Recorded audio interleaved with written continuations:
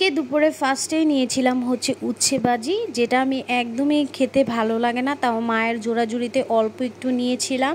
আর এই উচ্ছে ভাজিটা বেশি করে পেঁয়াজ মরিচ রসুন আর বেশি করে তেল দিয়ে ভাজি করেছি। এটা আমার বাবার অনেক পছন্দ, কিন্তু আমার একদমই খেতে ভালো লাগে না, তাও মার বকাবকির জন্য খাই। ভাজি দিয়ে খাওয়া শেষে নিয়েছিলাম হচ্ছে একটা তরকারি, যেটা সিম আলু টমেটো দিয়ে রান্না করেছি। এটা আজকে আমি রান্না করেছি রুই মাছের পেটে দিয়ে। আর রুই মাছ খেতে আমার কাছে খুবই ভালো লাগে। আর এবছরের প্রথম আজকে আমার সিম রান্না করা। সিম আমার পছন্দের সবজির মধ্যে একটা, আর টমেটো তো আমার মোস্ট ফেভারিট সবজি। আগে তো আমাদের বাসায় অনেক সিম গাছ লাগানো হতো, কিন্তু এখন আর লাগানো হয় না, তাই বেশি দাম দিয়েই এই সিজনে সিম কিনে খেতে হয়।